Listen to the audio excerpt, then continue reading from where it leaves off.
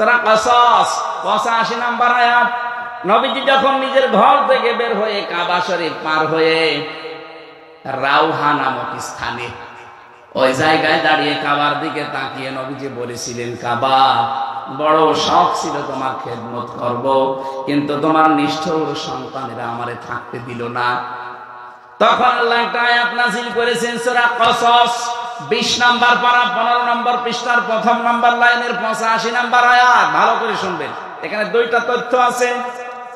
ইন্নাল্লাযী ফারাদা আলাইকাল কুরআনা লারাদ্দুকা ইলা মাআদ। এখানে আলেম নেই, শব্দটা কি দেখেছেন? ইন্নাল্লাযী ফারাদা, অবশ্যই, আল্লাযী ফারাদা আলাইকাল কুরআন, আপনার উপরে কোরআনের আইন মানা আমি আল্লাহ ফরজ করে দিয়েছি। কোরআনের আইন মানা কি? আরো জোরে বলেন। নবীজি যে মক্কাতে যতদিন ছিলেন উনি কি নিজের আইন প্রতিষ্ঠার জন্য না কোরআনের আইন? কথা বলেন না কেন? কোরআনের আইন যারা প্রতিষ্ঠা করার জন্য ফরজ মনে করে কাজ করে, আল্লাহ পরের শব্দে দিয়েছেন লা রাদ্দুকা ইলা মাআদ, লামে তাকিদ। আল্লাহ গ্যারান্টি দিচ্ছেন, হে নবী, আজকে আপনি যেখানে দাঁড়িয়ে কাবার দিকে মুখ করে আফসোস করছেন, আমি আল্লাহ গ্যারান্টি দিলাম আপনি যদি কোরআনের আইন কায়েম করার জন্য, প্রতিষ্ঠা করার জন্য এটা ফরজ মনে করে কাজ করতেন। কোরআনের আইন প্রতিষ্ঠা করা নফল না ফরজ? আরো জোরে বলেন। কেন ফরজ? যত নবী আল্লাহ পাঠিয়েছেন, বড় বড় 4 জন নবীর নাম আল্লাহ ব্যবহার করেছেন সূরা শূরা 13 নম্বর আয়াতে। বড় বড় 4 জন নবীর নাম, এমনকি মুহাম্মদুর রাসূলুল্লাহকে আল্লাহ বলেছেন, নবী আপনাকে আমি আদেশ দিলাম আন আকিমুদ্দিন, দিন কায়েম করা লাগবে। দিন কায়েম করা মানে কোরআন কায়েম করা। কথা বলেন না কেন? ওয়ালা তাতাফাররাকু ফি, এ বিষয়ে কোনো মতপার্থক্য ফতোয়াবাজি চলবে না। এই আয়াতগুলোর দ্বারা প্রমাণ হয় কোরআনের আইন যারা প্রতিষ্ঠার জন্য চেষ্টা চালাবে, এই মানুষগুলো যদি বাধ্য হয় দেশ ত্যাগ করতে, হিজরত করতে, চলে যেতে, আল্লাহ গ্যারান্টি দিয়ে বলেছেন অবশ্যই আপনাকে আমি এই জায়গায় আবার ফেরত নিয়ে আসবো।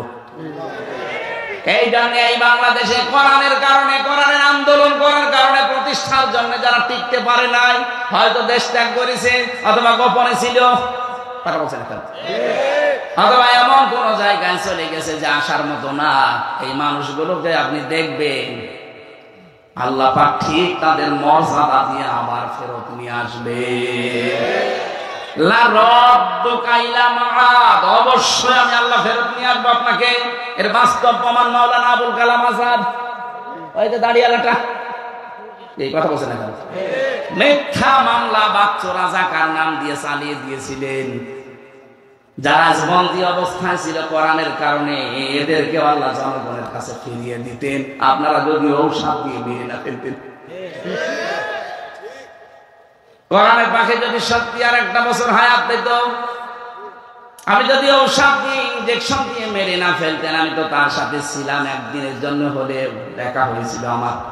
যদি সত্যি আপনারা এই মিথ্যা ধোঁকাবাজি করে তারে বললেন চলেন আপনাকে হাসপাতালে নিয়ে যাব, হাসপাতালে নিয়ে যাব কি বলেছিলেন?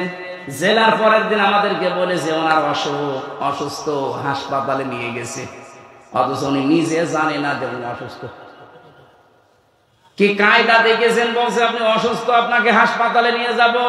উনি বলছে কই, আমি তো ভালো আছি। বলছে না, আপনি অসুস্থ।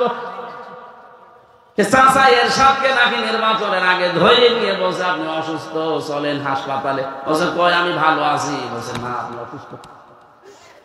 কোরআনের বাণীকে ঠিক এইভাবে ধোঁকা দিয়ে বলেছে আপনি অসুস্থ, চলেন, আপনাকে অসুস্থ সুস্থ করে আপনাকে ছেড়ে দেওয়া হবে। পরিবারস্থ লোক বাইরে অপেক্ষা করছে, এই জন্য উনি হাসিটা দিয়েছিলেন। উনি মনে করেছেন আমি তো বাইরে চলে যাচ্ছি, আমার পরিবারের লোক, আমার ঘরের লোক, আমার দেশের লোকের সাথে দেখা হবে। তো শয়তানরা যে ফাঁক পেতে রেখেছিল, ইনজেকশন দিয়ে ওনারে বিদায় করে দিলেন, নয়তো আল্লাহ অবশ্যই কোরআনের এই ময়দানে তাকে আবার ফিরিয়ে নিয়ে আসতে। এই জন্য হিজরত যারা কোরআনের বিরুদ্ধে অবস্থান নিয়ে করে, যারা পালিয়ে যায়, তাদেরকে আর ফিরিয়ে আসার গ্যারান্টি আল্লাহ দেয়নি। কিন্তু কোরআনের কারণে কেউ যদি টিকতে না পারে, ওরা যদি হিজরত করে পালিয়ে যায়, দেশ ছেড়ে চলে যায়, বন্দী অবস্থায় থাকে, এই মাস দিয়ে আল্লাহ তাদেরকে ফিরিয়ে আনবে।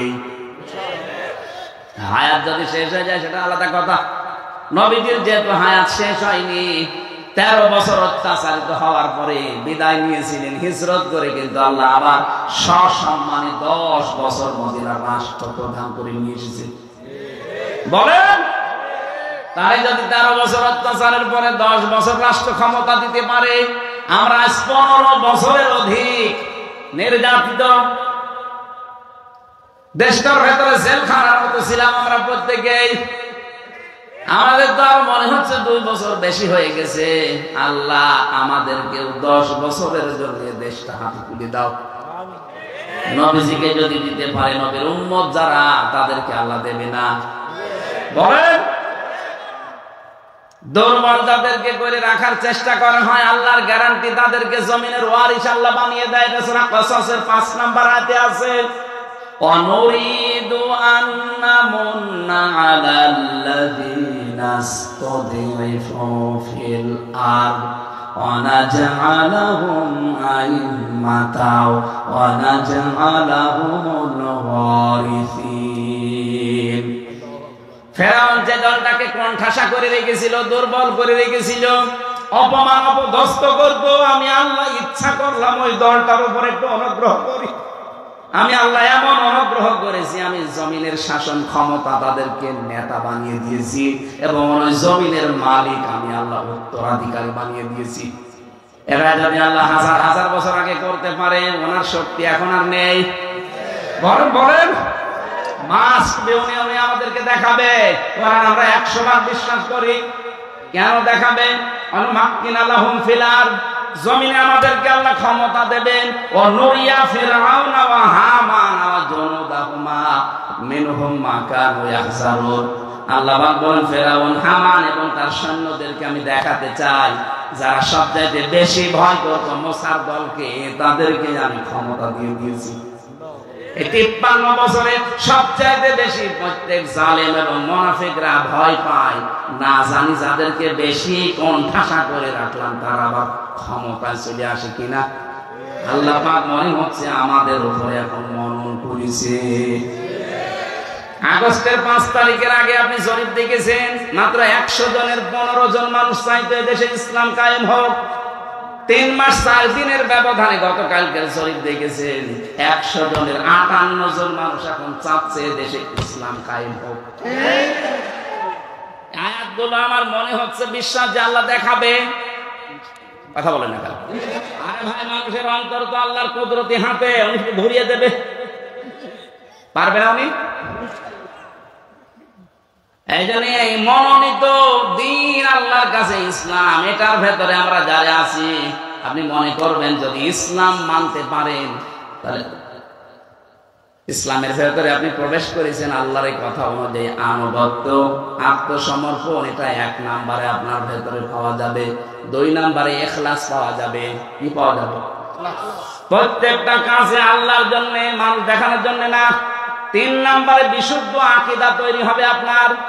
যদিও বাংলাদেশ সহ বিশ্বে, বিশেষ করে বাংলাদেশ, ভারত, পাকিস্তান, এই 3টা দেশে জামাতে ইসলামী নেই। বলেন, এই 3টা দেশে আমি গেছি, দেখেছি এই মুসলিম দলটার উপরে কিছু আলেম নামধারী, আমি আলেম তাদের বলি না, কারণ তারা এদের বইগুলো পুরাটা পড়ে না, আন্দাজে ফতোয়া দেয়। এই মুসলিম দলটার উপরে আকীদার প্রশ্ন তুলে একটা বিভ্রান্তি ছড়ায় মানুষের মাঝে যে এদের আকীদা ঠিক নেই। একটা মুসলিম দলের উপরে, মুসলিম মানুষগুলোর উপরে এরকম মিথ্যা তহমত আপনি দিতে পারলেন, এই লোকটা যা করেছে আপনার 14 বংশ মিলে করতে পারবে না। তার এতটুকু হায়াতে যত বই লিখেছে, আপনি 10 ডবল হায়াত পেলে 5টা বই লিখতে পারবেন না। তার যে ইসলামী অর্থনীতি যে খেদমত করেছেন, তার যে থিওরি গুলো, মুশারাকা, মুদারাবা, মুরাবাহা, বায়ে সালাম, বায়ে ইস্তিসনা, বায়ে মুআজ্জাল, এই সমস্ত বিষয়ের ভেতরে কতগুলো তথ্য লুকিয়ে আছে। ইসলামকে অর্থনৈতিক ভাবে দাঁড় করানো কি করেছেন আপনি? খালি আকীদা খারাপ, আকীদা খারাপ। কি দেখেছেন আকিদার? আকীদা কোনো খারাপ না, কোনো মাসলা মাসাইল নিয়ে হয়তো মতপার্থক্য থাকতে পারে, এটা হবে। কেউ যদি গবেষণা করে কোনো মুজতাহিদ কোনো মাসলা মাসাইল উদ্ঘাটন করতে যে ভুল করে, তার একটা সওয়াব পাবে, আর যদি ঠিক করে দুইটা সওয়াব পাবে। সারা জীবন মাওলানা মওদুদী রাহমাতুল্লাহ আলাইহি উনি গবেষণা করে করে তথ্যগুলো দিয়েছে। যদি ভুলও হয় তার একটা রসগোল্লা আছে, আর যদি সঠিক হয় দুইটা। আপনি কি করলেন? আপনি তো গবেষণাই করেন না। আপনার পেটে বোম মারলে মুজতাহিদ লিখতে কি লাগে আপনি তাও বলতে পারবেন না। আপনি গবেষণা করেছেন কি করে মানুষকে ডুবানো যায়। আকীদার প্রশ্ন যারা তুলছেন, কি আকীদা আপনি তৈরি করেছেন বলেন তো? ফাঁসির দড়ি যদি গলার কাছে চলতো তখন আকীদা বের হয়ে যেত। যে মানুষগুলোর উপরে এই প্রশ্ন তোলেন তাদের আকীদা আপনি টের পাননি। ফাঁসির দড়ি একদিকে, আর একদিকে শুধু যদি বলতো যে না আমি ছেড়ে দিলাম, সঙ্গে সঙ্গে তাদেরকে মন্ত্রী বানিয়ে দিত। এর অফার দিয়েছিল। কোরআনের পাখিরে জালেমরা বলেছিল আপনি ছাড় পেয়ে যাবেন, শুধু জামাত ইসলামটা বাদ দিয়ে বলবেন যে আমি নিজে আলাদা একটা দল করলাম। আপনি বলেছেন না আমি এটা মানি না, আমি কোরআন হাদিস পড়ে এইটাই পেয়েছি, আমাকে জামাতবদ্ধ হয়ে থাকা লাগবে।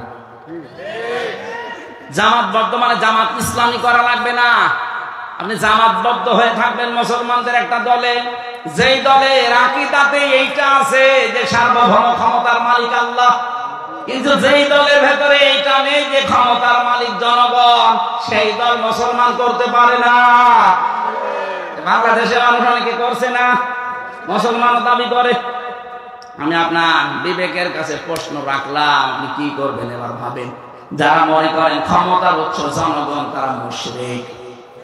কি কথা বলেন এখানে? আন্নাল কুওয়াতা লিল্লাহি জামিআ আয়াত অনুযায়ী তাহলে ইসলামে আমি পরিপূর্ণ প্রবেশ করেছি। এর 3 নাম্বার আলামত হচ্ছে আমার আকীদা বিশুদ্ধ হওয়া লাগবে।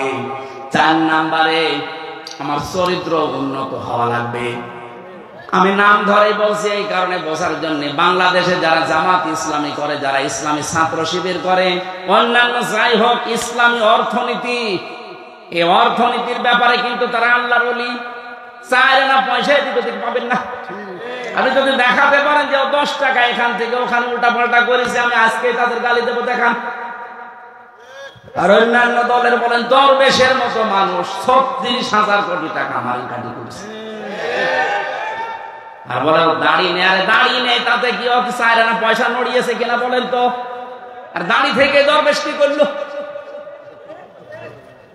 7টা ব্যাংক থেকে 36,000 কোটি টাকা সরিয়েছে। বাংলাদেশে 2 প্রকার চোর পাওয়া যায়, একটা সিসকে চোর আর একটা জাইদ্রেল চোর। এই ডিম যারা চুরি করে, মুরগি চুরি করে, আলু পটল, এগুলো সিসকে চোর। আর এই যে ব্যাংক ডাকাতি করে যারা, শেয়ার বাজার লুট করে যারা, যারা বেগম পাড়া বানায়, সাহেব পাড়া বানায়, এই মানুষগুলো সিসকে চোর না জাইদ্রেল চোর? হাত কাটার কথা কি সিসকে চোর না জাইদ্রেল চোরের? যারা অভাবে চুরি করে অভাব দূর করে স্বভাব ভালো করে দাও, আর যারা স্বভাবে চুরি করে সাক্ষ্য প্রমাণ ধরা পড়লে হাত কেটে দাও। এটা যদি আজকে সত্যিই কোরআনের বিধানটা থাকতো, সূরা মায়েদার 38 নম্বর আয়াতটা বাংলাদেশে যে কয়টা ধরা পড়েছে, একটা হাত এখানে থাকার কথা না, সব ঝুলে থাকতো। এক কথা বলেন না কেন? বাংলাদেশ চোরমুক্ত হয়ে যেত এমনি। এই জন্য উন্নত চরিত্রের বেলায় এই জায়গা ছাড়া আর কোনো আপোষ নেই, কারণ উন্নত চরিত্র বানাতে ট্রেনিং দেওয়া হয়। আপনি আসেন 6 মাস একটু থাকেন, আপনার চরিত্র উন্নত হয়ে যাবে। চুরি কি জীবনে আপনার ভেতরে আর আসবেই না। 5 নাম্বার লেনদেনে স্বচ্ছ থাকা। আপনার লেনদেন স্বচ্ছ আছে? কোন দোকানে বাকি করলে জীবনে আর দোকানের সামনে দিয়ে যায় না, অন্যদিকে ঘুরে যায়। লেনদেন করছেন। এই 5টা বিষয়। 1 নম্বরে আত্মসমর্পণকারী, 2 নম্বরে আপনাদের মনে নেই কিছু? কি বললাম বল? হ্যাঁ, ইখলাস লাগবে প্রত্যেকটা কাজে। 3 নম্বরে বিশুদ্ধ আকীদা অর্জন করা লাগবে, বিশ্বাস। 4 নম্বরে চরিত্র করা লাগবে উন্নত। 5 নম্বরে লেনদেন আপনি স্বচ্ছ থাকবেন। আল্লাহ বলেন এই 5টা আলামত যার ভেতরে দেখতে পাবে সে যেন মনে করে যে আমি ইসলামে পরিপূর্ণ প্রবেশ করেছি। আমরা যারা এসেছি এই 5টা কাজ দুনিয়ায় আদায় করার তৌফিক দেন আমিন।